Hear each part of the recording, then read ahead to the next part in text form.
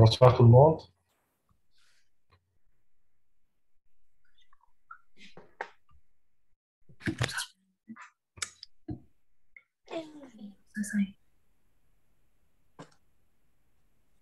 Bonsoir, est-ce que vous m'entendez? Oui, Oui, on vous entend.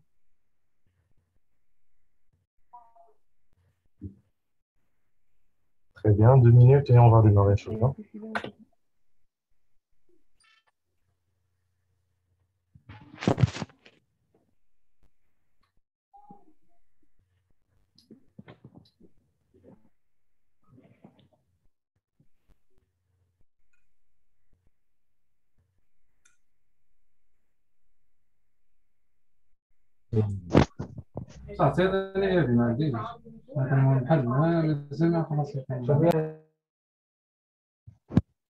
S'il vous plaît, désactivez vos microphones.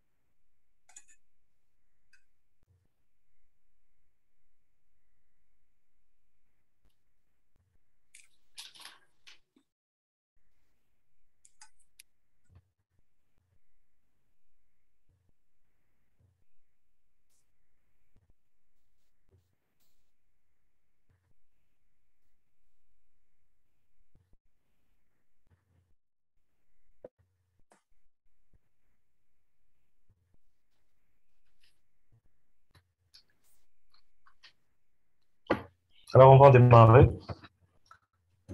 Bonsoir à tous et à toutes. Je suis très ravi de vous accueillir aujourd'hui dans ce webinaire. Ça fait partie d'une série de webinaires organisés par l'Institut Life Consult Algérie.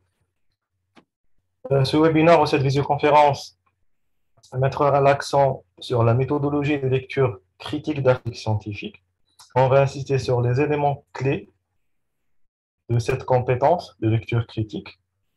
Je tiens à vous préciser que ce webinaire fait partie d'une série de visioconférences qui rentre dans le cadre de la formation lecture critique d'articles scientifiques qui se déroulera prochainement, Inch'Allah, dans les prochains jours, sur la plateforme Medlife Academy. Pour tous qui nous rejoignent sur Zoom ou bien sur la page Facebook de l'Institut Medlife, je vous souhaite une bonne et fructueuse soirée. Voilà, on va démarrer. On va commencer par les outlines de cette visioconférence. En fait, notre webinaire s'articule ou va s'articuler sur ces points. Nous devons tout d'abord connaître l'importance et la nécessité de la lecture critique dans la pratique quotidienne d'un chercheur ou bien dans la pratique d'un professionnel, quelle que soit sa spécialité ou son domaine. Après, on va voir comment cette compétence de lecture critique va intégrer un processus global que nous appelons l'evidence-based practice. Donc, c'est la pratique basée sur les preuves. Et vous connaissez également le terme de l'EBM, Evidence-Based Medicine, donc ça fait partie de la même famille. Troisième point, on va insister sur les qualités ou les habilités nécessaires pour un chercheur ou pour un professionnel pour acquérir la compétence de lecture critique d'articles scientifiques. Et vous allez voir que n'importe quel professionnel, n'importe quel chercheur, pour acquérir cette compétence de lecture critique, doit avoir au moins 3 habilités. On va voir ces 3 habilités, à savoir la connaissance de la méthodologie de recherche. Donc, vous devez connaître la méthodologie de recherche. Deuxième habilité, c'est les méthodes ou les principes de la rédaction scientifique. Et bien sûr, les notions de base de l'analyse statistique. Après, on va parler des étapes de la lecture critique et on va parler des deux types de lecture critique, lecture critique superficielle ou rapide. Donc, c'est la première étape de la lecture. Et après, c'est la lecture approfondie. Et on va terminer notre webinaire par les critères de lecture critique d'articles scientifiques, également les outils. Donc, vous voyez qu'on a ces éléments. Donc, c'est quasi impossible de traiter tous ces éléments dans ce webinaire. C'est pour cette raison, j'ai jugé utile de partager ce webinaire sur deux séances. Donc, ce soir, on va traiter uniquement les trois premiers points de ce webinaire. Et prochainement, Inch'Allah, donc je vous promets qu'on va diffuser en live, donc sur Zoom, également sur la page Facebook de MedLife, la deuxième partie de ce webinaire qui va porter sur les étapes, les critères, également les outils. Avant de commencer, je vais vous inviter à faire un pré-test pour savoir ou pour se situer par rapport à cette compétence de lecture critique et également pour juger après, bien sûr, ce webinaire, le niveau de développement ou le niveau de croissance de votre connaissance. La première question, qui concerne ce qu'on appelle les différents types d'études. Donc, c'est une question d'ordre méthodologique. La question, c'est que les méta-analyses, donc vous répondez par vrai ou faux, vous pouvez répondre soit sur le chat pour ceux ou celles qui sont avec nous sur Zoom, ou bien par commentaire sur le live diffusé sur la page Facebook de MedLife. Donc, est-ce que les méta-analyses et les revues schématiques sont les publications qui ont le plus faible niveau de preuve? Vrai ou faux? J'attends vos réponses.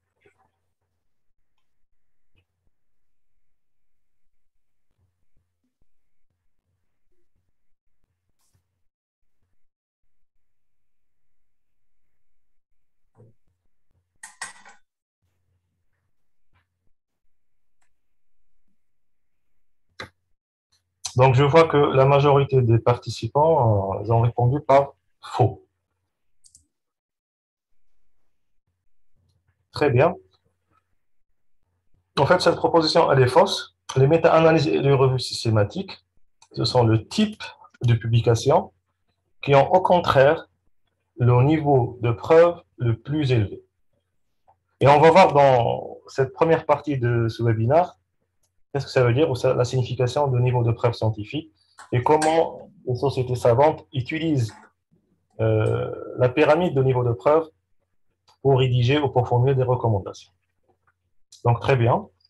Donc, je vois que l'ensemble des participants ils ont répondu par faux, donc ils ont la bonne réponse. On passe à la deuxième question. La validité interne d'une étude est menacée par la présence de biais. En fait, ici, vous avez deux mots-clés, donc deux termes très importants dans la lecture critique d'articles scientifiques. C'est la notion de validité interne et la notion de biais. Je ne sais pas, est-ce que vous connaissez ces deux notions? Parce que vous devez connaître ces deux notions pour que vous puissiez répondre à cette question.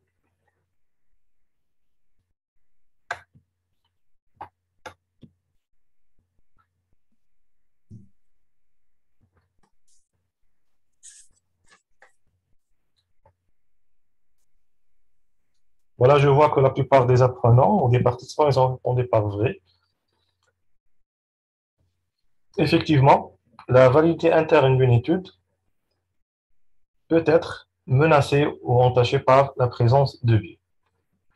Et on va voir ces deux notions, Inch'Allah, dans la deuxième partie de webinaire, qui sera programmée prochainement. Une troisième question concernant une deuxième notion de la lecture critique, c'est la notion de validité externe. Est-ce que la validité externe d'une étude est liée à la possibilité de généraliser les résultats à d'autres populations? C'est-à-dire, vous avez une étude qui a été publiée dans un article, vous allez juger la validité externe de cette étude. Donc, la notion de validité externe, est-ce qu'elle correspond à la possibilité de généraliser les résultats obtenus dans cette étude à d'autres populations? Vrai ou faux?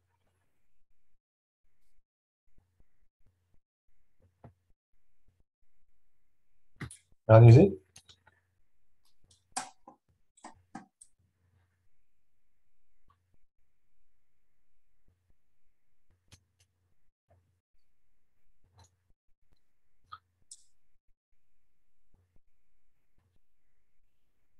Oui, effectivement. Donc, la plupart des participants, vous avez répondu par vrai.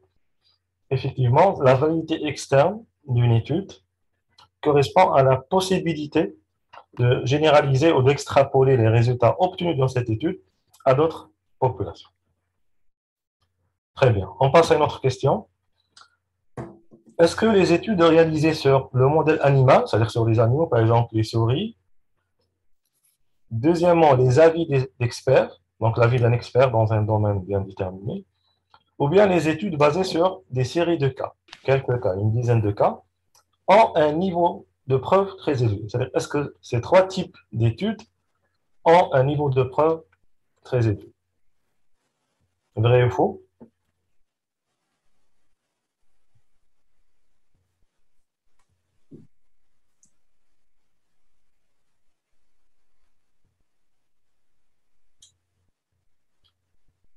Très bien, donc la plupart, ils ont répondu par faux. Au contraire, ces trois types d'études, c'est-à-dire les études réalisées sur le modèle animal, ce qu'on appelle les études précliniques, ou bien les avis d'experts, je ne parle pas ici de recommandations, je parle des avis, ou bien les études réalisées sur quelques cas, ce qu'on appelle les séries de cas. Malheureusement, ces trois types d'études, ils ont le niveau de preuve le plus bas. Et on va voir ces trois types dans la pyramide, ce qu'on appelle la pyramide des niveaux de preuve.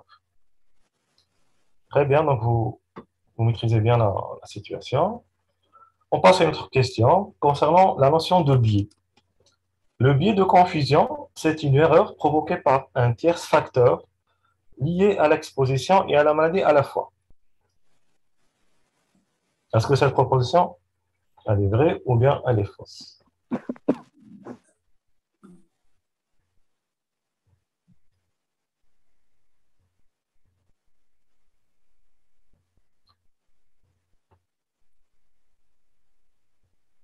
Est-ce que vous connaissez d'abord la notion de biais de confusion? C'est quoi un biais de confusion?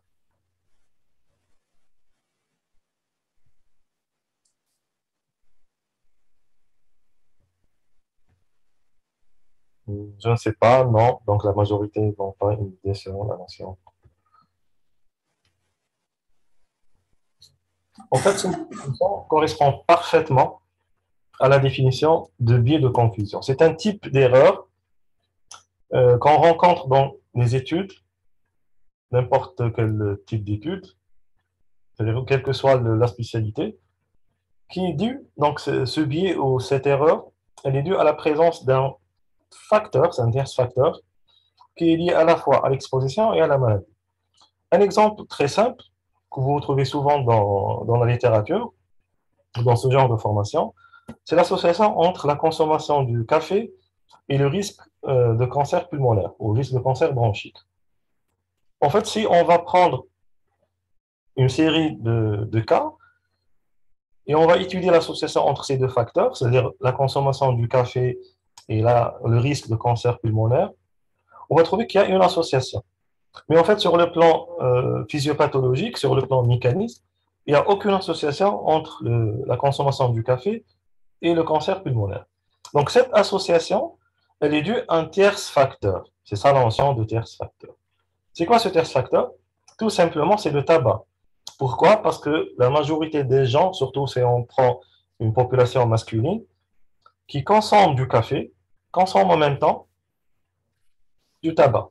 Donc ici, l'association observée entre le café et le cancer pulmonaire, elle n'est pas réelle, elle n'est pas vraie, mais elle est due à un facteur de confusion. C'est un biais de confusion, qui est la consommation du tabac. Très bien, il y a aussi également l'exemple qui a été donné par Nabila concernant la consommation d'alcool et cancer pulmonaire. Donc, il n'y a pas un mécanisme qui explique l'association alcool et cancer des poumons, mais en fait, c'est les gens qui consomment de l'alcool, généralement consomment du tabac. Donc ici, le tabac, c'est un facteur de confusion. Très bien, donc vous avez compris le principe concernant l'idée de confusion. Donc cette proposition, allez, voilà, on a terminé ce pré-test. Donc je trouve que la plupart des participants, au moins pour ceux qui sont avec nous sur le Zoom, donc ils maîtrisent bien la question, donc ils ont déjà une notion de base sur la lecture critique, sur la méthodologie, sur le niveau de preuve, et également sur le type de biais. On va commencer notre webinaire, notre visioconférence, par la première question. Pourquoi faire une lecture critique? En effet, cette question, c'est une question pertinente. Pourquoi? Parce qu'elle va expliquer, en quelque sorte, nos besoins à cette compétence de lecture critique. La première raison, ou la principale raison pour laquelle on doit acquérir cette compétence de lecture critique, c'est l'abondance, ou ce qu'on appelle l'inflation, de la production scientifique. Donc, l'abondance des publications de travaux de recherche. Et deuxièmement, la nécessité d'évaluer la fiabilité, ce qu'on appelle la qualité de ces études, explique l'intérêt actuel des chercheurs, que ce soit des chercheurs ou bien des étudiants, des professionnels et même des États, c'est-à-dire des pays qui ont besoin de développer cette compétence, les responsables des entreprises. Donc il y a cette nécessité ou ce besoin de développer ou de maîtriser la compétence de lecture critique. Pourquoi? Parce que vous êtes devant une abondance, une production importante de l'information scientifique et vous devez développer cette compétence pour vérifier la qualité, ce qu'on appelle la notion de fiabilité. Pourquoi c'est important de développer cette fiabilité? Parce qu'il ne faut pas tout croire, donc ce qui se trouve dans la littérature ou bien publié dans des journaux ou des revues n'est pas toujours juste, n'est pas toujours vrai. Pourquoi? Parce que depuis quelques années, on assiste à l'émergence d'un nouveau phénomène, ce qu'on appelle de bad and fake science. De bad science, c'est-à-dire que c'est des études qui ne sont pas bien menées, c'est-à-dire qui sont biaisées. Donc il y a des erreurs, par exemple, des biais dans la population, dans la méthode, par exemple, de mesure, dans la présentation de résultats, dans l'analyse des résultats, etc. On appelle ça de bad science. Et deuxième type, ou deuxième aspect de ce phénomène, c'est ce qu'on appelle le fake science. Donc on assiste, ça fait des années, ça fait quelques années, une dizaine d'années, à l'émergence qu'on appelle des fake journals. Donc c'est des journaux, ce qu'on appelle les journaux prédateurs. C'est des journaux qui publient des articles ou des études sans aucune vérification, sans aucun travail d'édition scientifique ou bien de correction. Et ce genre de fake journals, donc ils ont participé dans la diffusion et l'émergence qu'on appelle des fake papers, des fake articles. Donc c'est des journaux qui publient des articles biaisés, qui n'ont aucune valeur scientifique.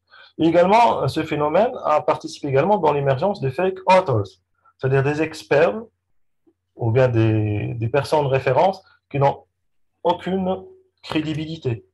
Pourquoi? Parce que tout simplement participent dans la diffusion de fake news ou de fake science. Donc, vous voyez l'importance de cette compétence pour faire face à cette inflation de la production scientifique et pour bien sûr prendre la bonne décision fondée sur des preuves scientifiques. Ça, c'est la principale raison. D'autres raisons peuvent être également expliquées, peuvent être également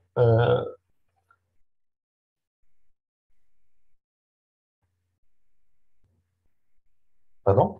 Donc, d'autres raisons peuvent également expliquer la nécessité de cette compétence, la compétence de la lecture critique. Je prends ici l'exemple d'une enquête.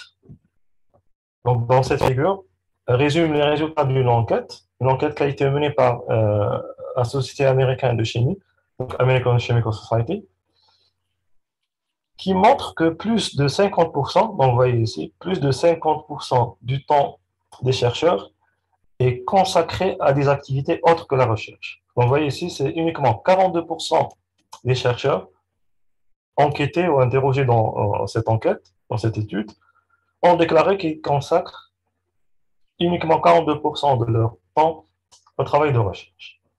Et plus de 50% consacrés à d'autres activités autres que la recherche. L'enseignement, la rédaction, les demandes de subventions, par exemple de grant application, et également d'autres tâches administratives. Donc, vous voyez que le calendrier, ce qu'on appelle le schedule, donc is very busy. Le calendrier de l'auteur ou du chercheur est très, très occupé. C'est pour cette raison, la lecture critique va nous permettre de gagner du temps dans notre emploi du temps qui est très chargé, également pour faire face aux contraintes professionnelles et également pour faire face à l'inflation de la production scientifique. Une autre raison qui explique également la nécessité de la maîtrise de cette compétence de lecture critique, c'est l'obligation de l'actualisation des connaissances. Donc, n'importe quel chercheur ou n'importe quel professionnel, quel que soit son domaine, est dans l'obligation d'actualiser, de mettre à jour ses connaissances, surtout des mises à jour d'ordre pratique. D'accord? Dans un monde qui est en perpétuel changement, en perpétuel mouvement. Et aussi également, on peut citer également une autre raison pour laquelle on doit maîtriser cette compétence de lecture critique, c'est pour mener un travail de recherche. Donc, si vous voulez mener un travail de recherche, que ce soit dans le cadre d'un mémoire ou d'une thèse ou dans un projet de recherche, un laboratoire de recherche, vous devez obligatoirement maîtriser cette compétence. Pourquoi? Parce que vous allez rédiger un protocole, et pour rédiger un protocole, vous devez faire une recherche bibliographique. Et dans la recherche bibliographique, vous aurez des centaines, parfois des milliers d'articles. Donc, comment vous allez sélectionner les articles pertinents? Il faut passer par la compétence de lecture critique d'articles scientifiques.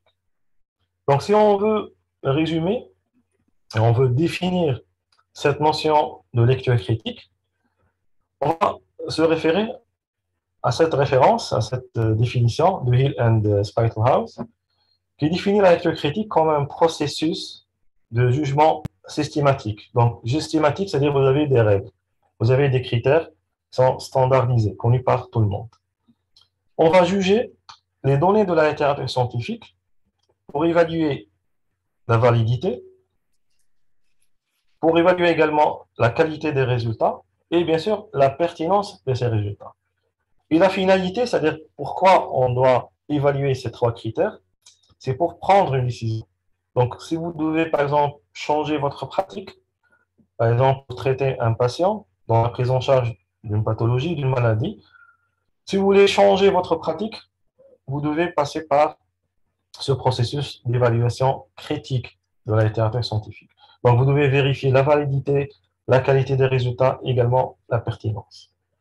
Cette définition de la lecture critique nous oblige de parler ou de situer cette compétence dans un contexte global qu'on appelle l'evidence-based practice. Donc, par définition, c'est quoi l'evidence-based practice? C'est-à-dire la pratique basée sur les preuves. C'est l'intégration, vous voyez ici, l'intégration de trois sources différentes. La première source, c'est les données de la littérature scientifique. Donc, votre décision, que ce soit dans un domaine médical, dans un domaine biologique, dans un domaine politique, économique, elle doit être basée sur ces trois piliers. La première source, c'est les données de la littérature. Donc, vous devez avoir les données les plus récentes et les plus fiables pour prendre la bonne décision.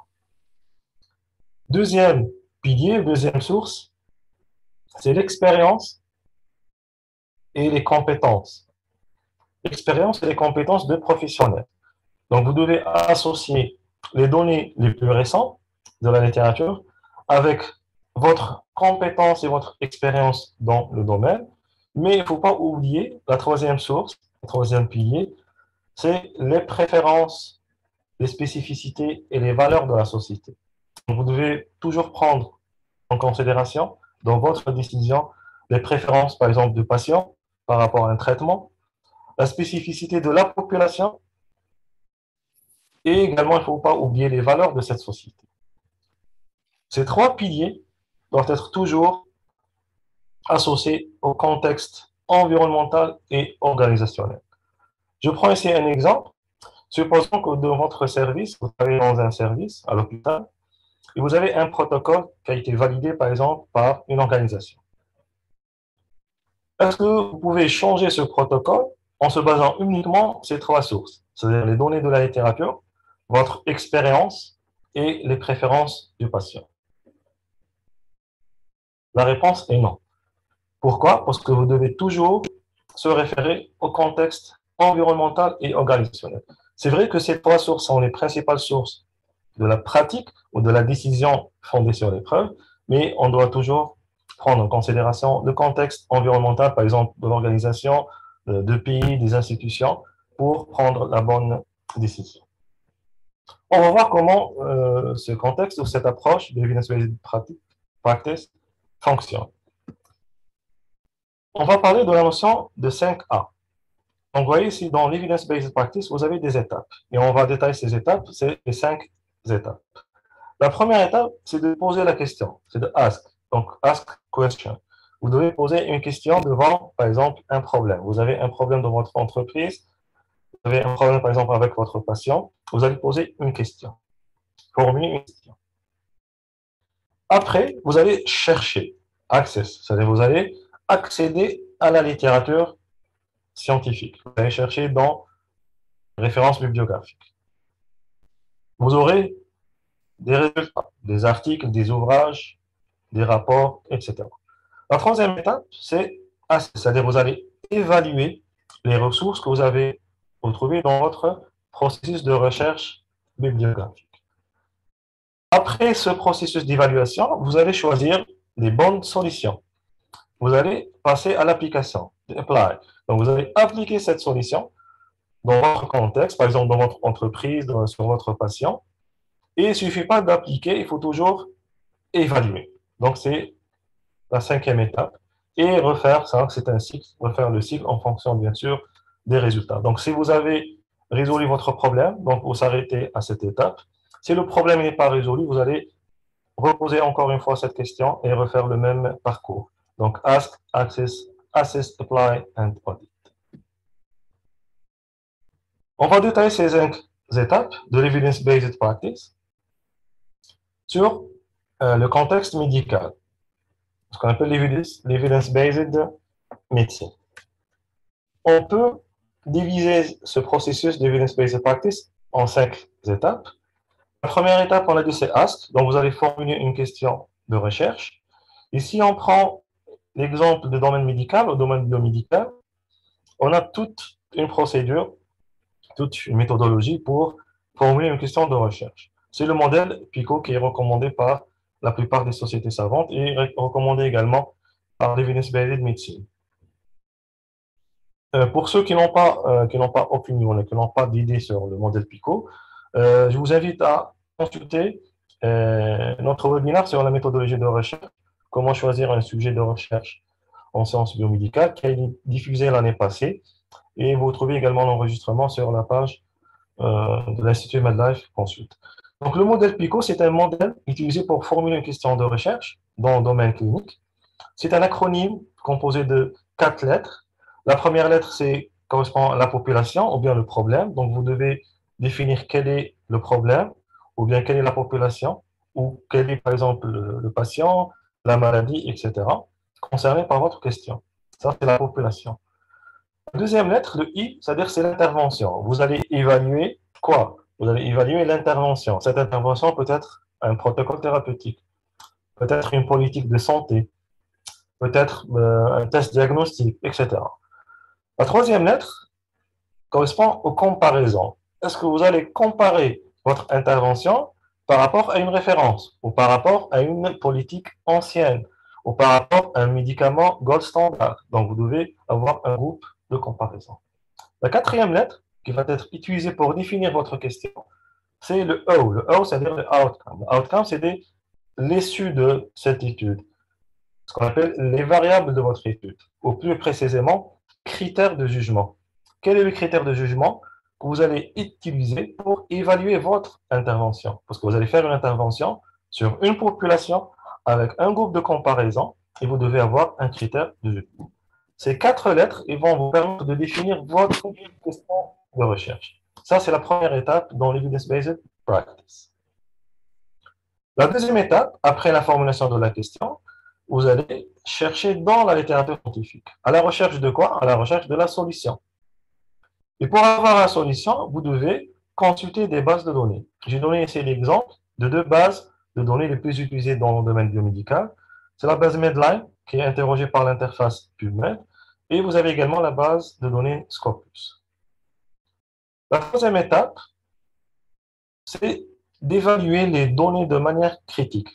Et vous voyez que la compétence de lecture critique, c'est la troisième étape dans le processus de Evidence-Based Practice. Donc ici, vous avez maintenant une idée plus globale, une vision plus globale sur l'importance de la lecture critique dans le processus de décision d'ordre pratique, d'Evidence-Based Practice. Donc vous allez évaluer les données de manière critique, ce qu'on appelle la lecture critique. Pour évaluer les données de manière critique, vous devez avoir deux choses. D'abord, vous devez avoir les habilités, ce qu'on appelle les prérequis, les compétences nécessaires, et également, vous devez avoir les outils. Et on va voir ça, Inch'Allah, dans la deuxième partie de ce webinaire qui va être programmée prochainement. La quatrième étape, après la sélection des sources les plus pertinentes et les plus fiables des données de la littérature, vous allez appliquer ces données probantes dans la pratique pour faire face à un problème ou pour résoudre une situation problématique. La cinquième étape, après l'application, vous devez faire l'audit, c'est-à-dire que vous devez évaluer toujours la performance. Peut-être que la solution proposée ne répond pas parfaitement à la question de recherche. Donc, vous devez toujours évaluer la performance et refaire encore une fois tout le processus de l'evidence-based practice.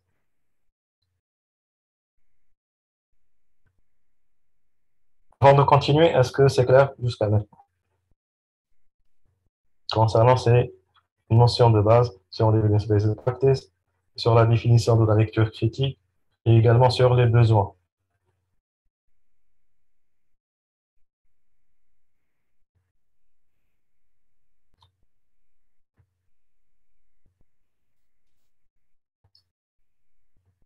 Très bien, on continue. On passe maintenant au troisième point de ce webinaire, c'est les prérequis. Comme pour toute compétence, donc la lecture critique c'est une compétence, et comme pour toute compétence, il est logique de penser que la lecture critique nécessite, requiert des habilités spécifiques. D'accord. On distingue en fait trois types d'habilités, ou trois composants, c'est les trois composants de la compétence de lecture critique. Quels sont ces trois composants? Donc pour faire une bonne lecture critique d'un article scientifique, vous devez d'abord connaître les principes de la rédaction scientifique, comment l'article scientifique est rédigé, quels sont les différents types de documents scientifiques, d'articles scientifiques, quelle est la structure d'un article scientifique. Donc, vous devez avoir toutes ces notions de base. La deuxième compétence, vous devez connaître la méthodologie de recherche. Lorsque je dis la méthodologie de recherche, c'est-à-dire comment traiter un problème de recherche, quand une question de recherche, la problématique de recherche, quels sont les modèles d'études ou quels sont les schémas d'études utilisés pour répondre à une question de recherche. Donc ça, c'est concerne le deuxième élément, le deuxième composant de cette compétence de lecture critique. Le troisième composant, c'est la maîtrise du concept d'analyse statistique. Donc c'est important, c'est primordial pour vous de maîtriser les notions de base, les éléments de base de l'analyse statistique pour faire une lecture critique. Pourquoi? Parce qu'il ne suffit pas de prendre la conclusion d'une étude, il faut comprendre, il faut savoir comment les auteurs sont arrivés à cette conclusion. Donc, vous devez d'abord connaître la méthode utilisée, donc c'est le deuxième composant. Quel est le schéma d'étude? Quel est le type d'étude? Est-ce qu'ils ont fait un essai clinique? Ou bien ils ont fait une étude transversale? Ou bien ils ont fait une étude expérimentale sur un modèle animal, sur une plante, sur une bactérie, etc. Donc, vous devez connaître la méthode. Après, vous devez connaître également comment les résultats de cette étude ont été analysés. Comment sont analysés? Donc, comment les auteurs ils ont évalué les résultats? Comment les résultats sont interprétés, ont été interprétés. Donc, vous voyez que ces trois composants sont complémentaires, sont nécessaires pour faire une bonne lecture critique. Et justement, le principe de la formation, qui va démarrer, Inch'Allah, prochainement sur la plateforme LF Academy, est basé sur ces trois compétences. Donc, il y aura 4 modules, et chaque module correspond à une compétence. On va commencer par les prérequis, parce que vous devez maîtriser la notion de rédaction scientifique, la méthodologie de recherche, et une analyse statistique pour passer par la suite à la pratique de la lecture critique. On va essayer, Inch'Allah, dans cette première partie, de détailler ces trois composants de la compétence de lecture critique. On va commencer par la rédaction scientifique. Et on va commencer par les types d'articles. Donc, je vous pose une question simple. Quels sont les types d'études ou le type d'articles, pardon, que vous connaissez, que vous avez l'habitude de lire ou de consulter?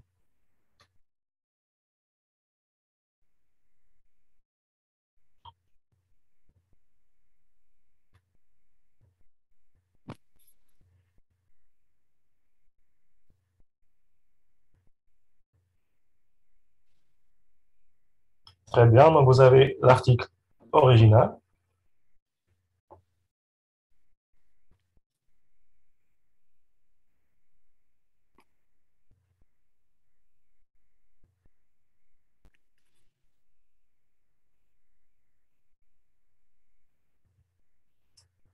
méta-analyse, revue systématique, case report, très bien,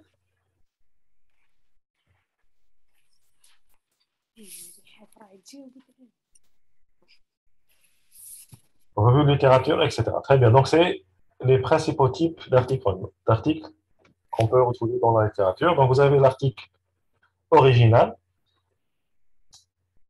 En fait, on doit connaître la définition, c'est-à-dire on doit connaître c'est quoi un article original.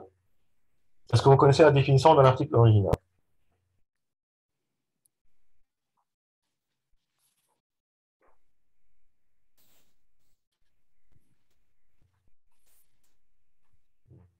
Non, c'est pas grave. Donc, un article original est souvent associé à la structure IMRAD. Donc, souvent, lorsqu'on dit article original, on parle de la structure IMRAD. On va détailler juste après cette structure IMRAD. Un article original, en fait, c'est un type d'article qui va exposer un travail de recherche. Ce travail de recherche peut être un travail de recherche fondamental. Par exemple, en biologie, on va développer, par exemple, une molécule. En chimie, on va faire une synthèse d'une molécule, par exemple, d'un composant. Ça, c'est fondamental. Ou bien appliquer. Appliquer, c'est-à-dire on va appliquer cette molécule qui a été synthétisée dans un laboratoire de chimie organique et on va évaluer, par exemple, l'effet toxique ou bien l'effet thérapeutique de cette molécule. Ça, c'est le domaine appliqué. Donc, un article original, généralement, ne sort pas de de ce type de domaine. Soit c'est le résultat d'une recherche fondamentale, ou bien le résultat d'une recherche appliquée. Et la particularité de l'article original, c'est que cet article, il va rapporter des résultats d'un travail original. Et toute la difficulté ici, c'est par rapport au caractère original, c'est-à-dire sur quelle base on va dire que cet article, c'est un article original. Si on va chercher dans la littérature, on va trouver qu'il y a plusieurs facettes et plusieurs aspects de cette originalité. L'originalité, peut-être, c'est la première exploration. C'est-à-dire, c'est la première fois qu'on va explorer ce phénomène. Ce phénomène peut être une maladie, peut-être un phénomène de société, par exemple, chômage, je ne sais pas, les fléaux sociaux, etc. Ça, peut-être, c'est original. L'originalité, peut-être, c'est par rapport à la population. C'est la première fois qu'on va explorer ce phénomène dans cette population. Peut-être c'est par rapport à la technique utilisée, c'est une nouvelle technique. Donc ça, c'est un article original.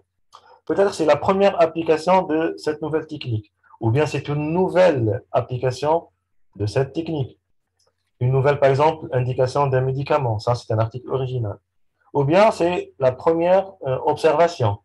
C'est presque la même chose avec le cas clinique. Mais ici, observation d'un phénomène avec des séries de cas.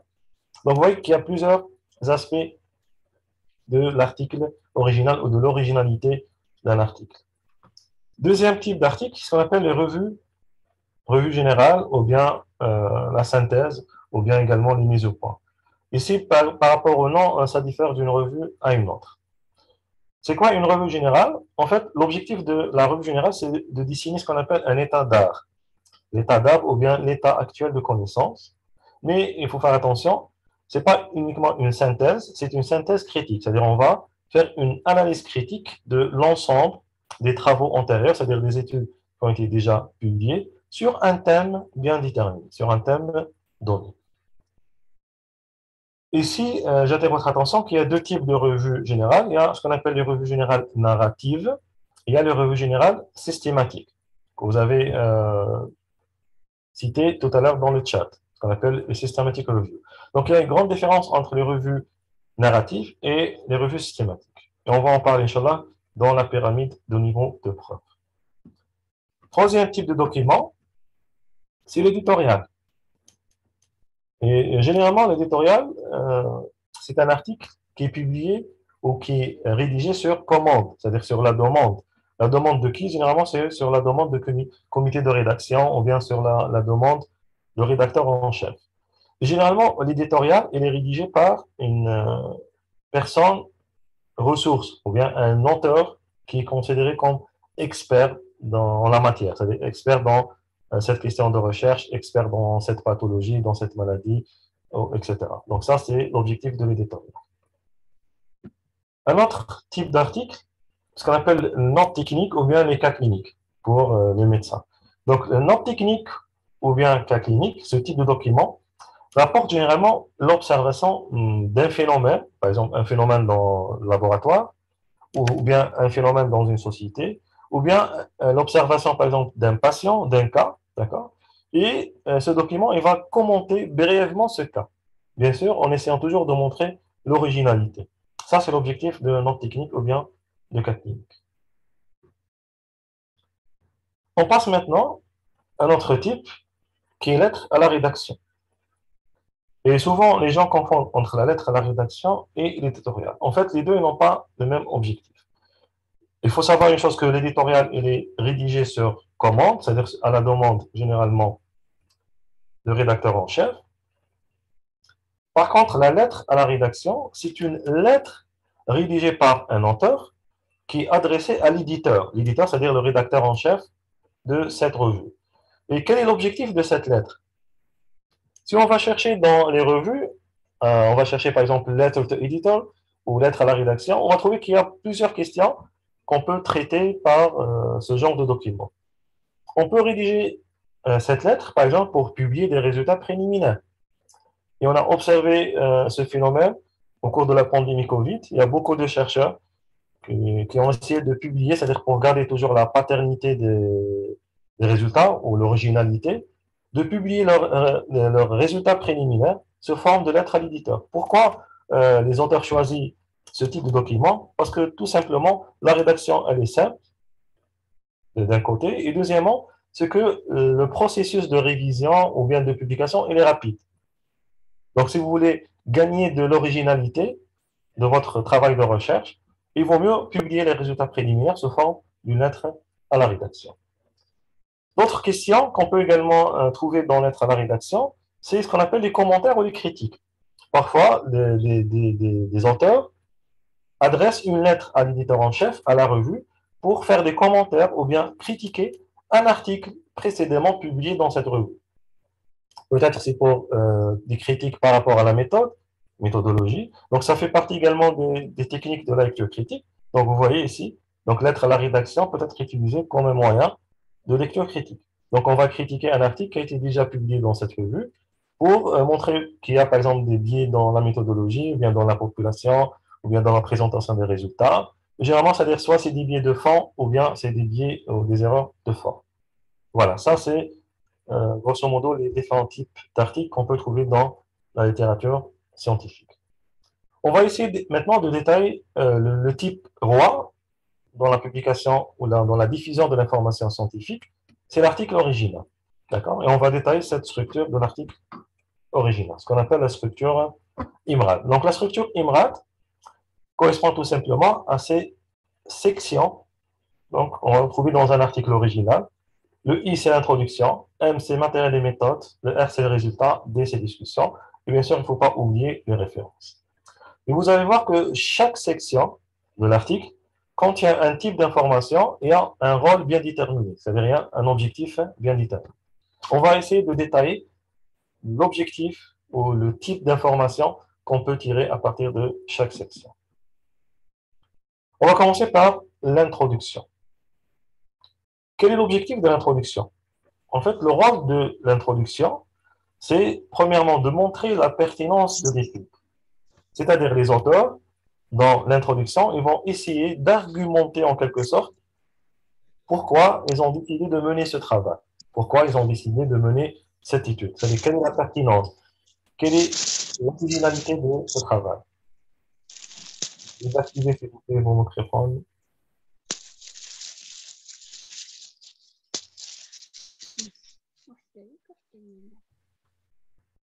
Je continue. Deuxième objectif de l'introduction, c'est de présenter la problématique de l'étude. C'est quoi la problématique? Il y a plusieurs éléments qui constituent votre problématique. Vous avez le thème, vous avez le sujet, vous avez la question, et bien sûr, on parle de l'objectif. Donc la problématique, c'est un écart qui existe entre les données actuelles et la solution recherchée. Par exemple, vous avez une maladie et jusqu'à maintenant, on n'a pas un traitement efficace. C'est le cas, par exemple, de Covid-19. Donc, le traitement de Covid-19, c'est une problématique. Et quel est l'objectif de votre étude? Par exemple, dans un essai clinique, notre objectif, c'est de montrer que ce médicament qui a été développé par notre équipe, il est efficace contre la Covid-19, contre le virus de SARS-CoV-2. Donc ça, c'est l'objectif de l'étude. Donc vous voyez l'importance de l'introduction. Donc si vous cherchez, pourquoi j'insiste sur ces éléments? Tout simplement parce que dans la lecture critique, vous allez chercher ce genre d'informations et vous devez connaître où vous allez trouver la réponse. Donc vous allez poser des questions. Quelle est la pertinence de l'étude? Quelle est la question de recherche? Quel est l'objectif de l'étude? Les réponses se trouvent tout simplement dans l'introduction. Deuxième composant de l'article, c'est la partie méthode, ou bien matériel et méthode, ou patient et méthode, selon bien sûr le type de l'étude et selon le domaine. Qu'est-ce qu'on doit trouver dans cette section matériel et méthode? On doit on doit pouvoir identifier d'abord le type de l'étude, ce qu'on appelle le schéma d'étude.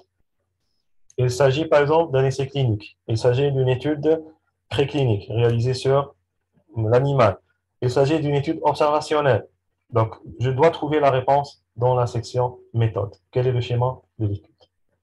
Et deuxième rôle de la partie méthode, c'est pour donner confiance aux chercheurs, c'est-à-dire c'est pour vérifier la validité et la reproductibilité. La validité, la notion de validité va être développée, Inch'Allah, dans la deuxième partie de webinaire, programmée prochainement.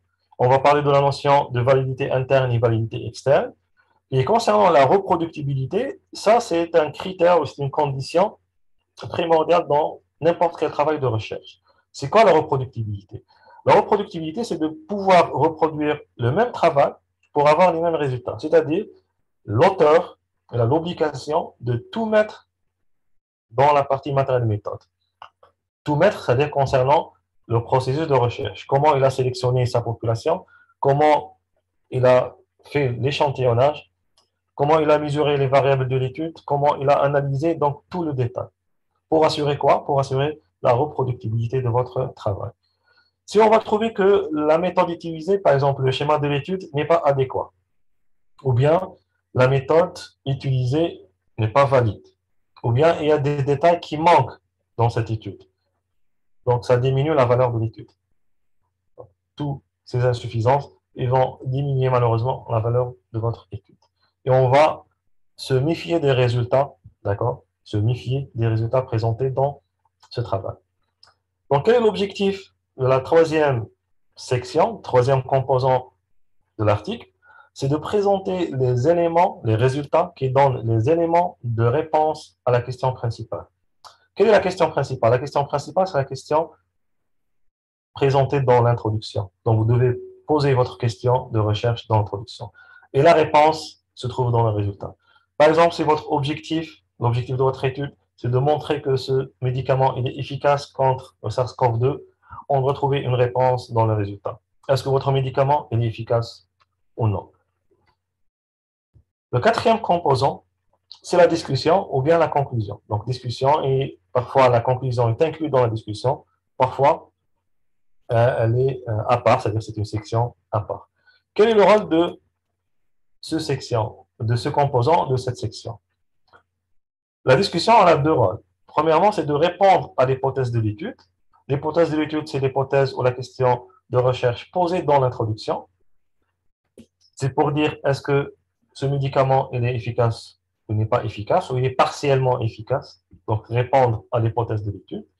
Et deuxièmement, deuxième objectif de la discussion, c'est le jugement critique de l'étude. C'est-à-dire, généralement, vous trouvez dans cette partie de l'article les limites ou les points faibles de l'étude.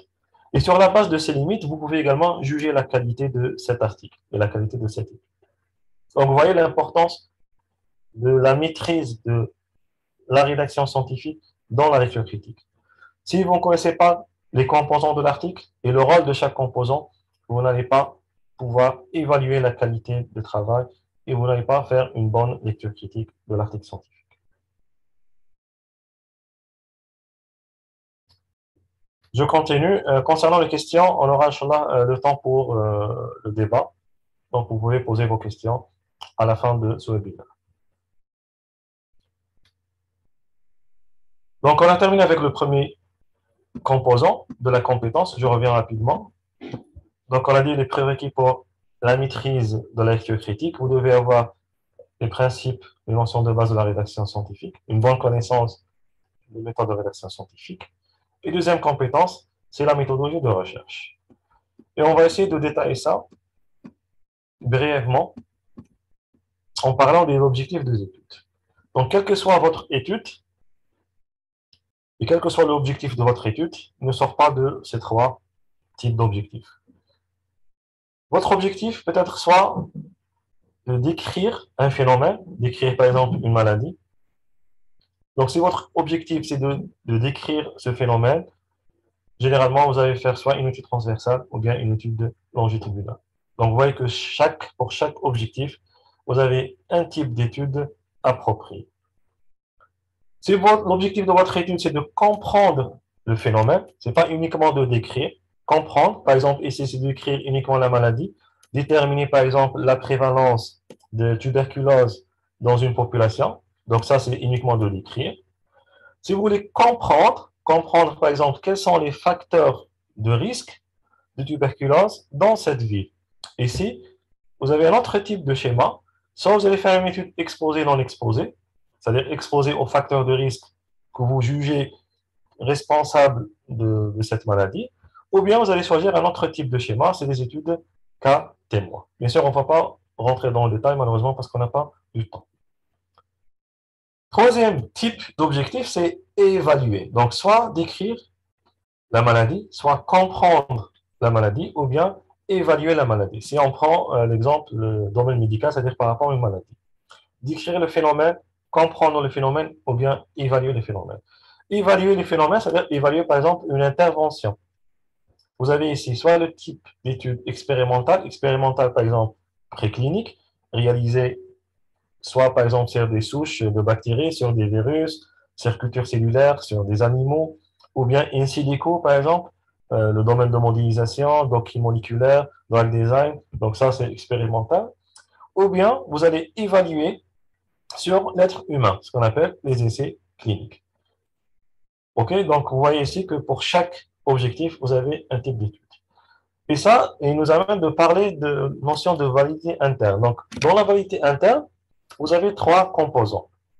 Le premier composant, c'est l'adéquation, ce qu'on appelle l'adéquation du protocole à l'objectif de votre étude. C'est-à-dire, pour chaque objectif, vous avez un type de protocole, un type d'étude approprié. On va essayer de résumer ça dans ce tableau. Et on va donner pour chaque type d'étude ou pour chaque question, type de question ou objectif d'étude, le type d'étude le plus adapté. On va commencer par les études de prévalence. Donc, l'étude de prévalence, par définition, c'est quoi la prévalence? C'est le nombre de cas qui présentent une maladie à instant T dans une population. Quel est le type d'étude le plus adapté pour une étude de prévalence? Vous pouvez participer, si vous avez bien sûr la réponse. À votre avis, quel est le type d'étude le plus adapté pour une étude de prévalence, pour déterminer le nombre de cas qui présentent la maladie dans une population?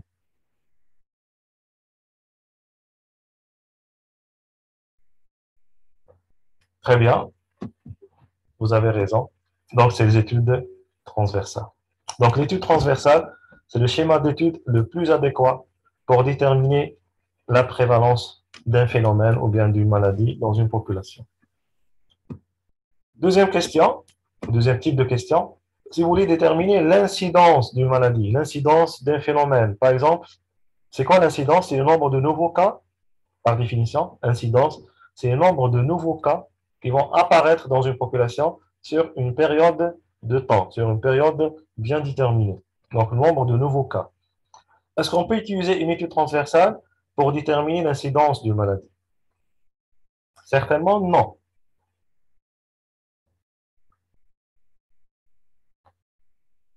Oui, tout à fait, c'est des études longitudinales. Mais quel type d'études longitudinales? C'est des études cohortes.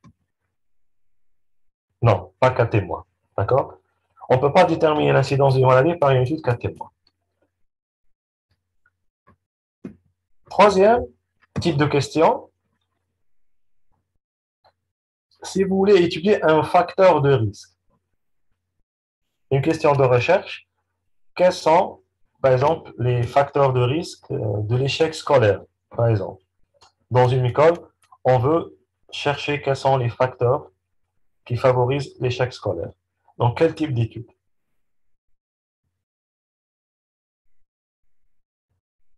Très bien. Donc, il y a également la possibilité de faire une étude cas témoin. Et un autre type d'étude qu'on peut réaliser également.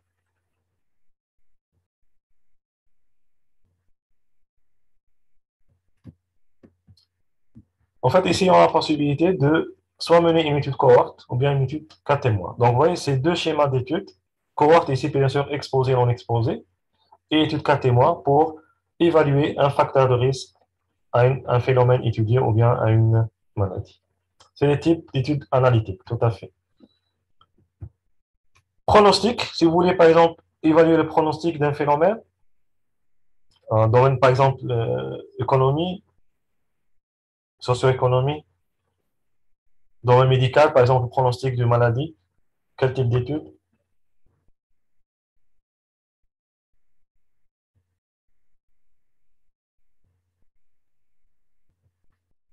Prospective, très, très bien. Donc, doit être une étude prospective. Et plus précisément, donc, c'est une étude cohorte. Donc, c'est l'étude cohorte, c'est l'étude, le type d'étude le plus adéquat pour mener une étude pronostique. Si vous cherchez maintenant l'étiologie ou bien un lien de causalité entre un facteur et un phénomène, quel est le schéma d'étude le plus adéquat pour parler d'étiologie ou bien de lien de causalité? Tout à fait. Donc, vous avez le choix entre étude cohorte ou bien étude cas témoin. Maintenant, si vous voulez étudier, par exemple, un test diagnostique, ce test diagnostique peut être un test biologique, un test radiologique, histologique ou autre. Donc, quel est le schéma d'étude le plus adéquat?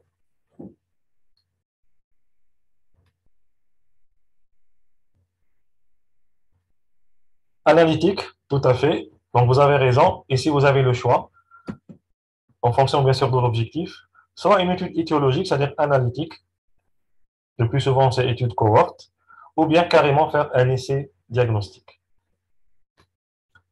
Une autre question de recherche, si vous allez évaluer une intervention, par exemple, un protocole chirurgical, un protocole thérapeutique, une politique de santé. Donc, quel est le type de schéma le plus adéquat pour évaluer? Donc, j'ai donné déjà la réponse. Le mot-clé, c'est évaluer. Vous voulez évaluer. C'est pas décrire, c'est pas comprendre.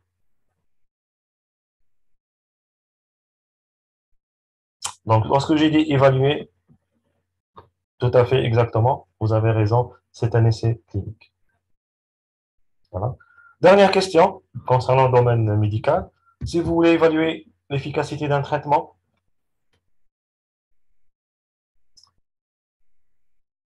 Quel est le schéma le plus approprié? Tout à fait, c'est l'essai clinique. OK?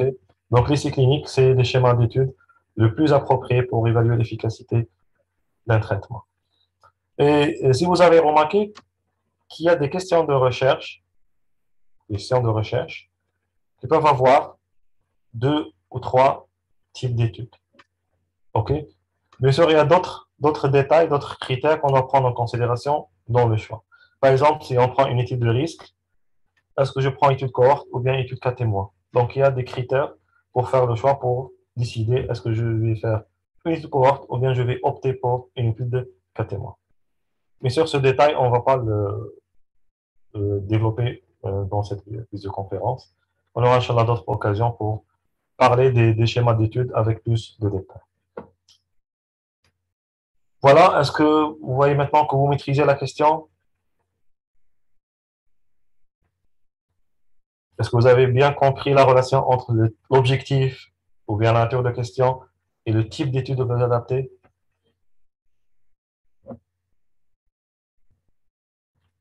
Je continue. Très bien. L'importance de ce point, l'adéquation entre le protocole et l'objectif. C'est un élément clé pour évaluer la validité interne d'une étude. C'est-à-dire, supposons que vous avez tombé sur un article qui parle par exemple de pronostic, évaluation de pronostic d'une maladie. Et les auteurs, ils ont choisi par exemple une étude cas témoin. Comment vous allez juger la qualité de ce travail, la qualité de cet article? Vous allez dire tout simplement que la validité interne de cette étude est menacée. Pourquoi elle est menacée? Parce que les auteurs n'ont pas choisi le type d'étude le plus adapté à la question de recherche. Donc, vous voyez l'importance de cette question. Il faut toujours vérifier dans l'article, est-ce que le schéma d'étude adopté par les chercheurs correspond parfaitement à la nature de la question. Donc, cette étape ou ce point, il est très important dans l'évaluation de la validité interne de l'étude. Avant de continuer et avant de terminer, on va faire un petit quiz, d'accord, pour voir est-ce que vous avez bien compris, bien saisi la relation entre la question de recherche et le type d'étude. Je vais répondre aux questions juste après. On va juste faire le quiz. Donc, dans ce tableau, je vous donne quelques exemples type d'études. C'est à vous de préciser le type de question et le type d'étude approprié. On va commencer par la première étude. L'objectif de la première étude, c'est étudier la prévalence d'une maladie qui est la rétinopathie chez les diabétiques de type 2. Quel est le type de question dans cette étude? Très bien. Donc, c'est la prévalence. Quel est le type d'étude approprié? Étude descriptive transversale. Très bien. Tout le monde donne la bonne réponse. Parfait. Deuxième question. Vous allez étudier l'incidence, donc vous avez les mots-clés, incidence des fractures vertébrales ostéoporotiques, leur prise en charge et les récidives chez les femmes ménopausées. Je m'excuse auprès des participants qui ne sont pas du domaine médical par rapport aux exemples. Malheureusement, j'ai choisi que des exemples dans le domaine médical. Donc, si vous voulez étudier l'incidence d'un phénomène dans une population,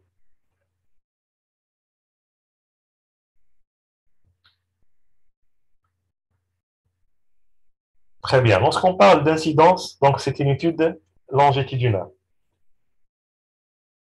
c'est-à-dire étude prolongée dans le temps, étude prospective. Donc, c'est étude cohorte. Parfait. Troisième question. Maintenant, vous allez rechercher une association entre les mutations, par exemple les mutations BRCA1, BRCA2. C'est un type de mutation, d'accord, qui est généralement associé à un risque de cancer du sein, surtout le cancer du sein familial. Quel est le type de question?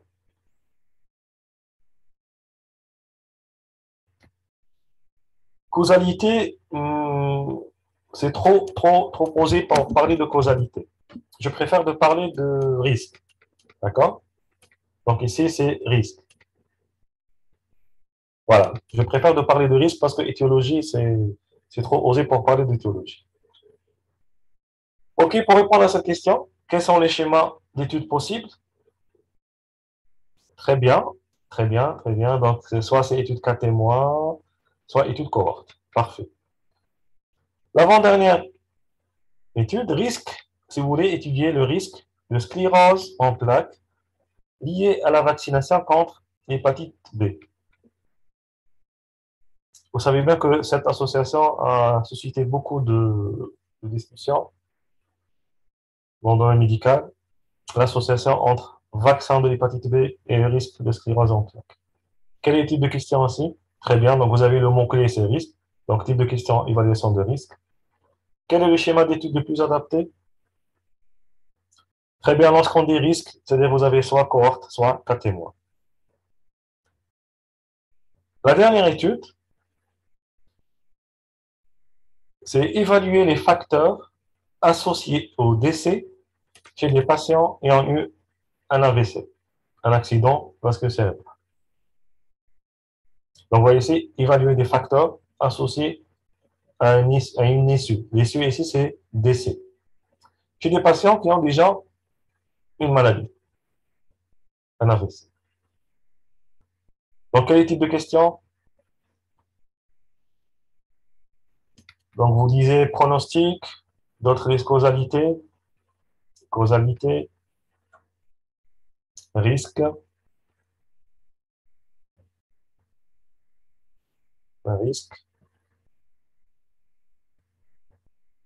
Donc, vous êtes entre risque et causalité. Les types d'études appropriées.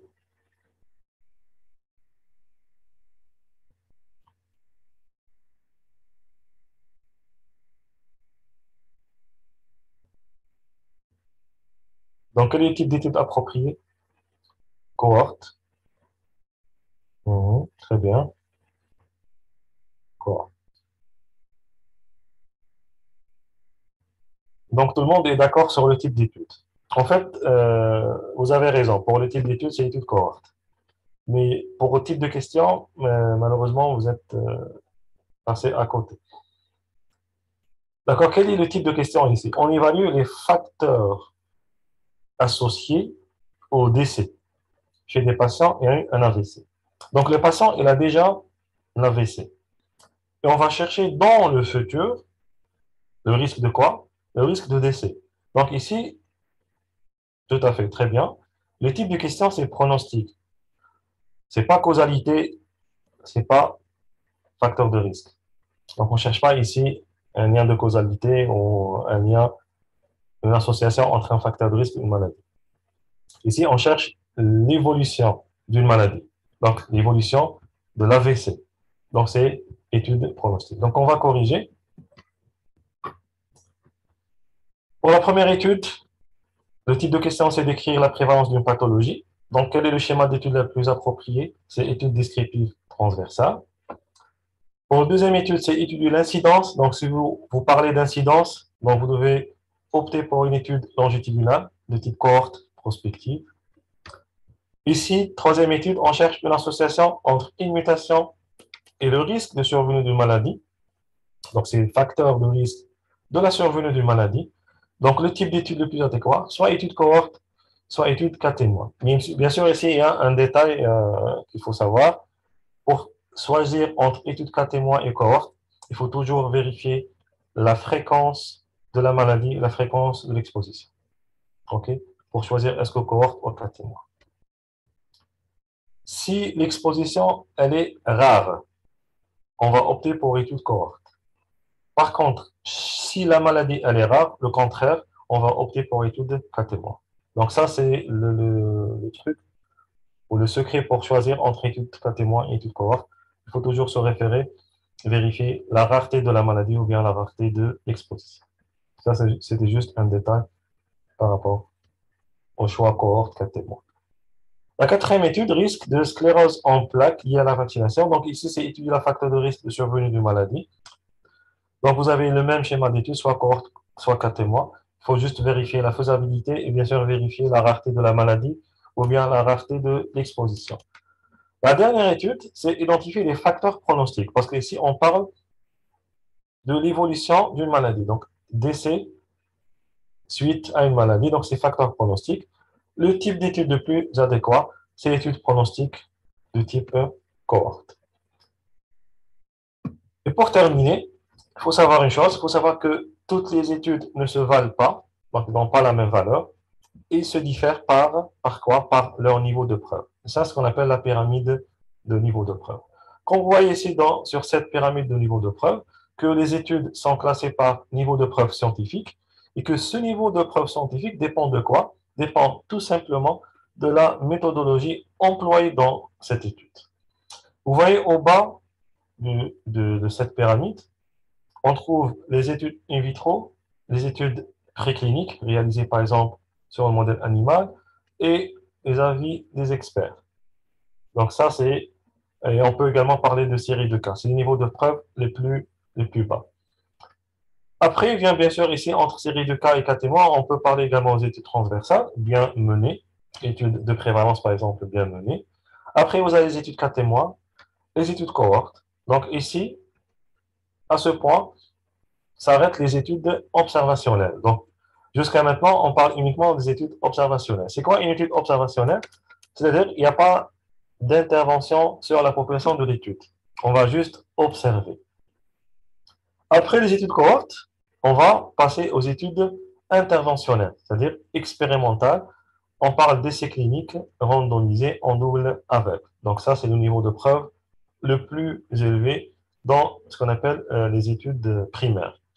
Les méta-analyses et les revues systématiques, c'est des études secondaires, c'est-à-dire c'est pas des études réalisées sur des populations, mais plutôt des études réalisées sur des études. Donc, si par exemple dans l'essai clinique, la population de l'étude, c'est des patients ou bien des sujets volontaires, dans les méta-analyses et dans les revues systématiques, la population de l'étude, tout simplement, c'est des études antérieures. Donc, on va faire une synthèse critique des études antérieures pour répondre à une question de recherche.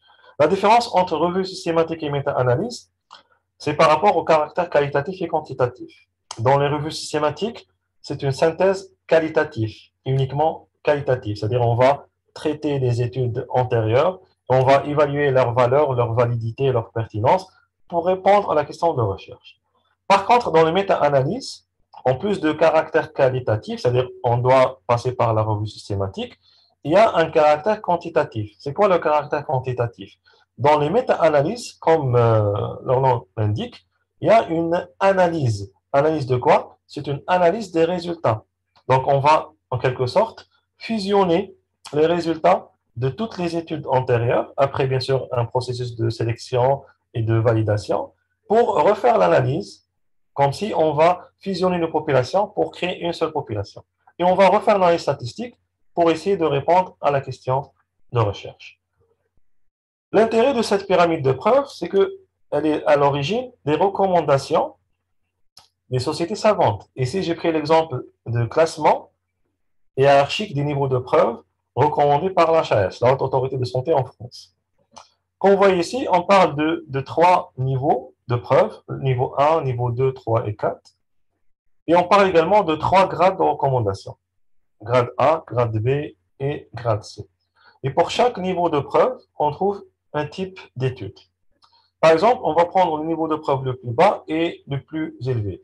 Dans le niveau 4, c'est-à-dire les études qui ont un faible niveau de preuve, lorsque je dis faible niveau de preuve, c'est-à-dire on ne peut pas faire confiance à 100% aux résultats de ces études. C'est ça la signification de faible niveau de preuve. Pourquoi on ne peut pas faire confiance à 100% aux résultats de ces études? C'est par rapport à la méthodologie utilisée. Par exemple, on va travailler sur des séries de cas. Si vous allez tester, par exemple, ou chercher ou parler d'une association entre un facteur de risque et une maladie sur la base d'une dizaine de cas, par exemple 15 cas, certainement, je ne peux pas faire confiance aux résultats. Pourquoi? Parce que votre étude a un faible niveau de preuve. Par contre, si vous parlez d'une association entre un facteur de risque, une maladie, et vous avez opté pour une étude cohorte, ici, vous êtes dans le niveau 2. Donc, le niveau de preuve, il est acceptable. Contrairement à une étude au niveau de preuve plus bas, par exemple, étude de série de cas. Pour le niveau de preuve le plus élevé, le niveau 1, qui correspond aux preuves scientifiques établies, c'est-à-dire le grade 1, on trouve surtout les essais comparatifs randomisés de forte puissance, c'est-à-dire les essais cliniques bien menés de forte puissance, non biaisés. Et on trouve également les études secondaires, c'est-à-dire les méta-analyses et les essais, plutôt les revues systématiques. Donc ça, c'est pour le niveau le plus élevé, preuve A et preuve C. Voilà, notre webinaire touche à sa fin, pour la première partie de ce webinaire. Il nous reste, Inch'Allah, une deuxième partie qu'on va programmer prochainement, éventuellement, Inch'Allah, avant le mois de Ramadan. Sinon, ça sera dans les soirées de Ramadan, pour essayer de continuer sur les étapes de la lecture critique, sur les critères et également sur les outils. Voilà, je vous remercie pour votre persévérance et j'ouvre le débat pour les questions. Donc, si vous avez des questions, je suis à votre disposition.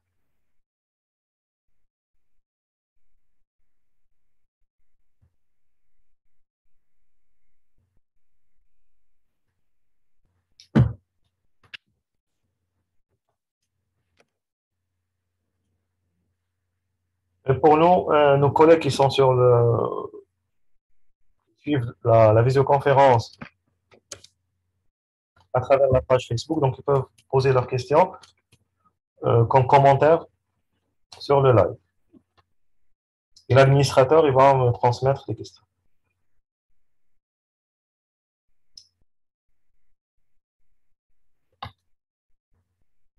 Je vais essayer de répondre, de commencer à répondre aux questions posées sur le chat. La question, docteur Belrazi, comment évaluer les biais? J'ai perdu la question.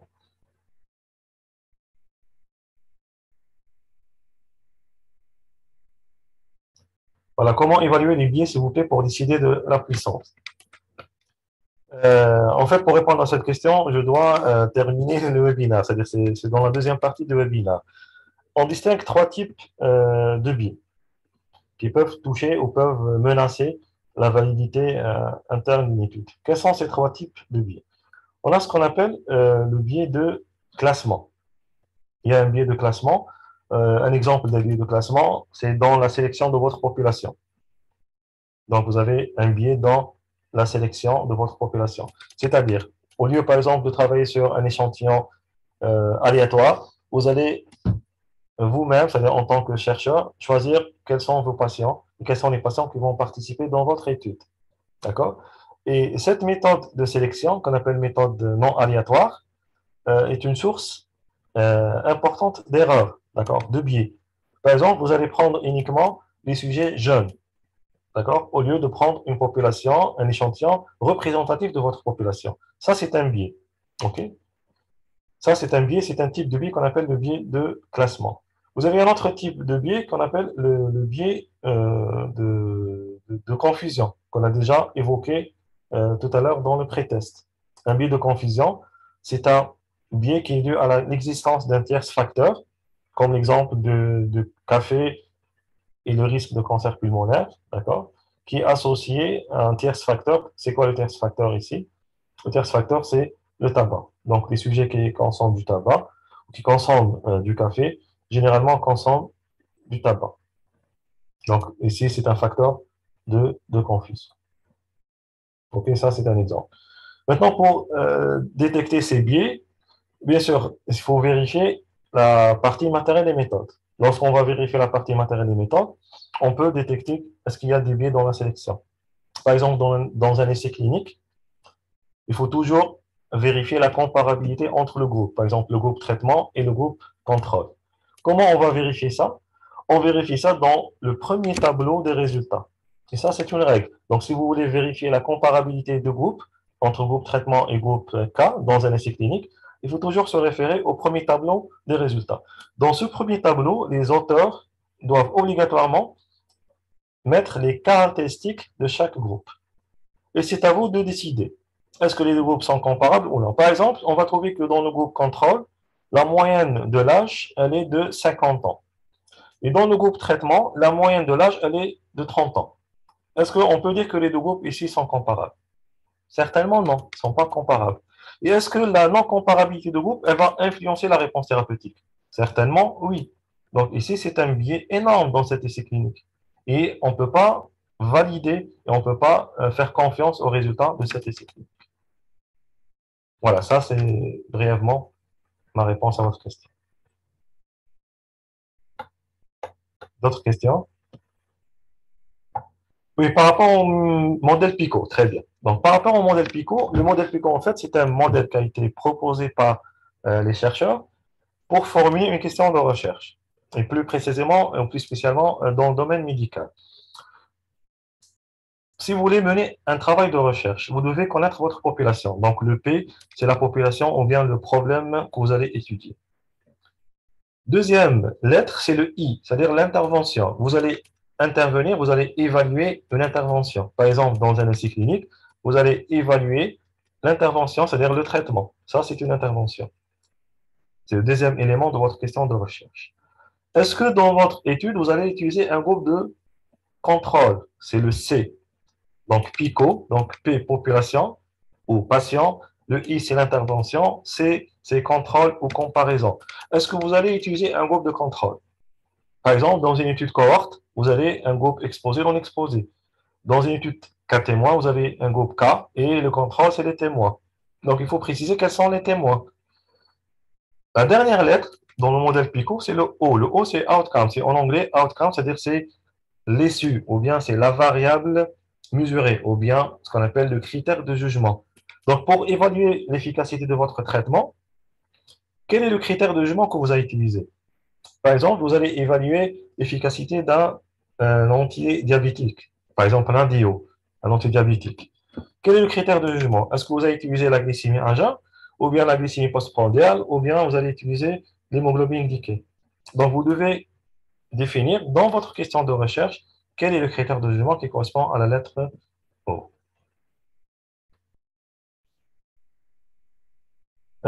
Est-ce qu'on peut revoir la vidéo? Oui, bien sûr, la vidéo, elle est enregistrée. D'accord? Vous pouvez la trouver pour les gens inscrits dans la formation. Vous pouvez la revisionner sur la plateforme. Et pour les autres, vous pouvez également la revisionner sur la page de l'Institut MedLife. Elle est enregistrée sur Facebook. Il y a une question de Dr. Khouatemi, comment évaluer un échantillon représentatif? Donc, la représentativité de l'échantillon, elle dépend de quoi? Elle dépend de la méthode d'échantillonnage. D'accord? Donc, ça, c'est une question qui doit être développée. Et le développement de la question va prendre plus de temps. OK? Pour faire simple, pour vérifier la représentativité de votre échantillon, il faut respecter la méthode d'échantillonnage. Ça, d'un côté. Deuxième point, c'est il faut prendre en considération la taille de votre échantillon pour dire est-ce qu'il est représentatif ou non représentatif.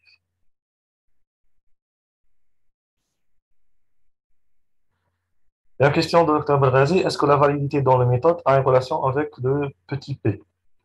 Pas le petit p, mais plutôt avec le risque alpha. Donc, il ne faut pas confondre entre le risque alpha et le petit p.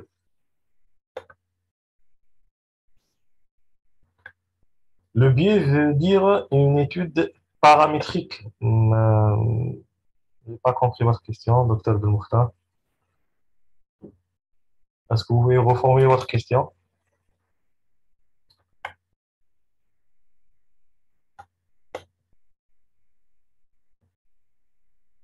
Question de docteur Belmokhtar concernant le risque alpha. En fait, la réponse se trouve dans la deuxième partie, qu'on va aborder Inch'Allah prochainement, mais pas de souci. Donc, je vais essayer de vous répondre. Donc, c'est quoi en fait le risque alpha? Le risque alpha d'une étude. Je vais vous donner l'exemple pratique. Pratique, par exemple, d'un essai clinique. Dans un essai clinique, on va tester un médicament. Un nouveau médicament avec un médicament de référence. Le risque alpha, qui est défini, donc il faut faire attention, le risque alpha, il est défini par les chercheurs, contrairement à la valeur de petit p. La valeur de petit p, elle est calculée. Elle est calculée par le test statistique. Donc, il ne faut pas confondre entre le risque alpha et le petit p. Généralement, le risque alpha, défini par les chercheurs, ne doit pas dépasser le seuil de 5%. D'accord? Souvent, on va trouver dans les études, dans la partie matérielle des méthodes, dans la dernière partie de cette section matériel et méthode, la partie analyse statistique, vous trouvez la réponse à votre question. C'est-à-dire, quelle est la valeur de risque alpha choisie par les chercheurs? La valeur seuil ne doit pas dépasser les 5%. Comment on va interpréter cette notion de 5%? C'est quoi le 5%? C'est-à-dire, par définition, le risque alpha correspond à un risque de conclure que le nouveau médicament est plus efficace que l'ancien médicament, alors que c'est faux. C'est-à-dire, il n'y a pas de différence. Donc, on a le droit de se tromper, c'est pour cette raison qu'on est appelé risque d'erreur. On a le droit de se tromper à un risque de 5%, c'est-à-dire de dire que le nouveau médicament il est plus efficace alors qu'il n'est pas efficace. C'est ça la signification de risque alpha. C'est-à-dire c'est des risques de conclure à une différence qui n'existe pas.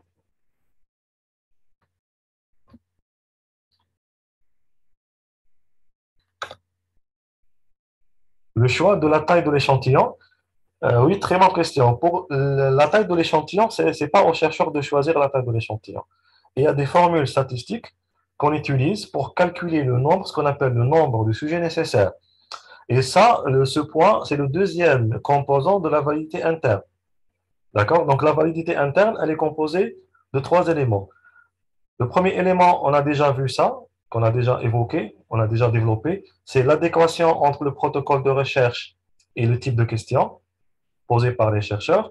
Le deuxième composant de la validité interne, c'est l'absence de biais, c'est-à-dire si l'étude contient des biais, donc la validité interne, elle est menacée. Et le troisième composant, justement, c'est par rapport à la puissance statistique et par rapport à la taille de l'échantillon. C'est-à-dire une étude réalisée sur une série de cas, comme on l'a vu tout à l'heure dans la pyramide du niveau de preuve, a un niveau de preuve plus bas. Pourquoi? Parce que la taille de l'échantillon est faible. Donc vous voyez que la puissance de l'étude dépend également de la taille de l'échantillon. Donc ce n'est pas aux chercheurs de choisir la taille de l'échantillon, mais c'est un calcul. C'est un calcul, c'est-à-dire c'est des formules statistiques qu'on utilise pour calculer le nombre de sujets nécessaires. En fonction de quoi? C'est en fonction de la puissance de l'étude, c'est-à-dire la puissance qui est fixée par les chercheurs, en fonction de risque alpha, et également en fonction du type de l'étude. C'est-à-dire pour chaque type d'étude, vous avez une formule de calcul.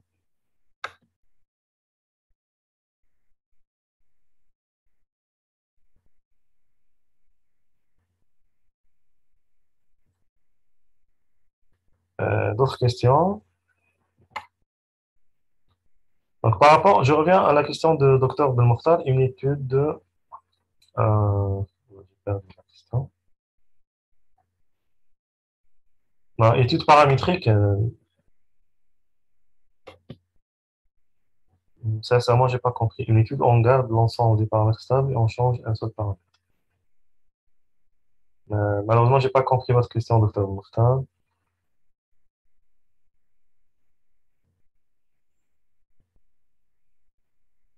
Ah, d'accord. Donc, vous dites que le biais veut dire une étude paramétrique. Non, le biais, c'est une erreur systématique.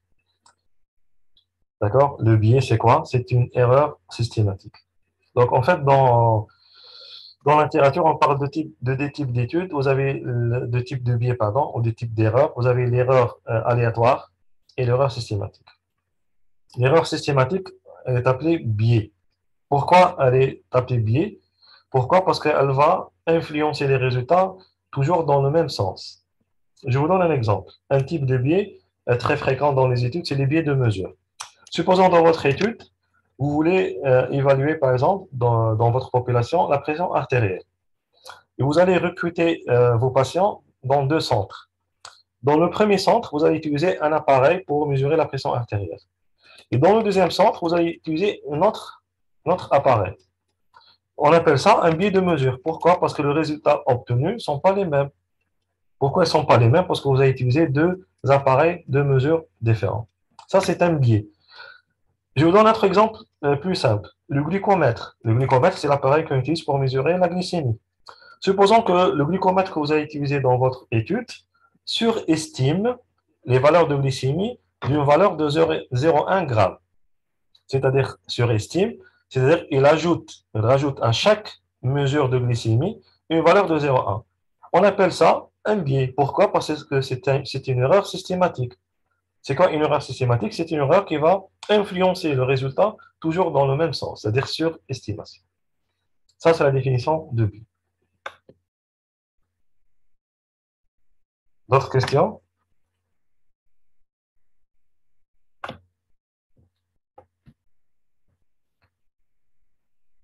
Question de Dr. Berazi, est-ce que le biais de sélection, c'est une erreur? Oui, c'est une erreur systématique. D'accord? Le biais de sélection, c'est une erreur systématique.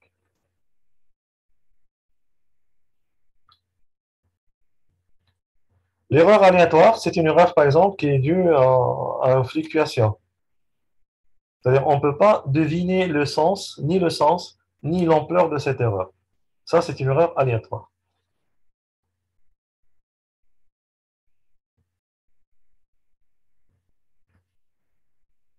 Et une question de Dr. Hafida. Dans le cas de proposition d'un nouveau protocole opératoire d'une pathologie, quel serait le type de l'étude? Mais en fait, pour répondre à votre question, je dois avoir plus de détails. D'accord? Sur la nature de protocole, sur la nature de la population, est-ce qu'il y a un protocole de référence? Est-ce qu'il n'y a pas un protocole de référence? Est-ce que vous allez comparer ou non pas comparer? Donc, je dois avoir plus de détails. Vous pouvez me contacter à la fin de webinaire.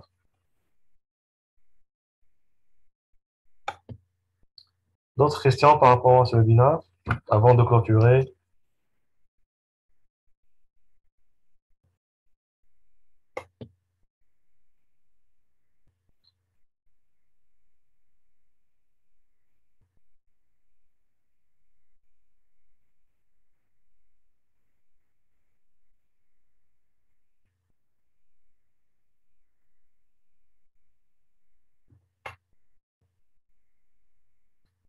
Voilà, par rapport au prochain webinaire, on n'a pas encore fixé de date, mais Inch'Allah, vous aurez la réponse soit par mail ou bien je vous conseille de consulter bien sûr les publications sur la page de l'Institut MedLife.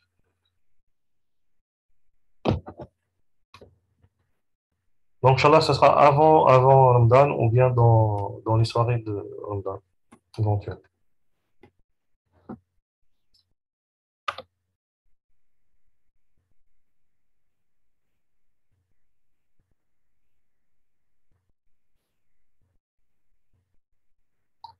Voilà, est-ce que vous avez d'autres questions?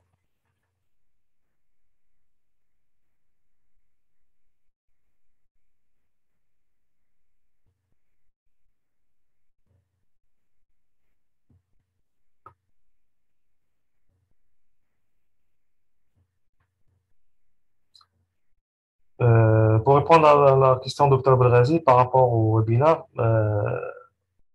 il faut faire la différence que pour les webinaires qui va être diffusé en live et les webinaires de l'information.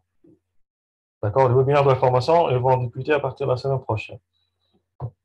Moi, je parle de la deuxième partie pour le webinaire diffusé en live. Donc, le webinaire diffusé en live, c'est-à-dire la deuxième partie de ce webinaire, elle va être, Inch'Allah, avant le mois de Ramadan. Pour la formation, vous avez débuté déjà hier, donc la plateforme elle est ouverte, donc vous pouvez consulter les supports. Et le prochain webinaire, il va être décidé d'ici au cours de la semaine prochaine.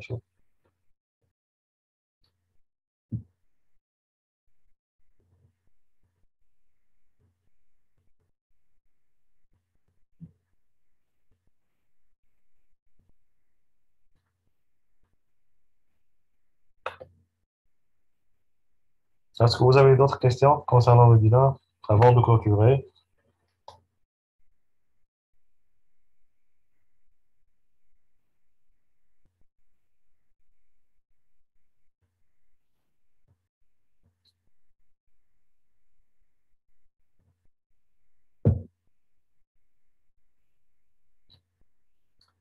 Docteur Khawatine, pour la formation, vous aurez, Inch'Allah, vous recevez prochainement un mail avec tous les détails concernant le programme. Donc, il ne faut pas s'inquiéter par rapport au programme de la formation.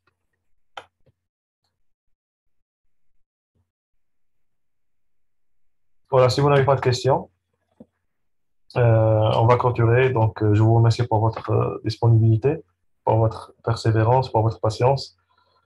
Je remercie également nos amis qui ont assisté avec nous, Tunisie, Maroc, également de l'Afrique.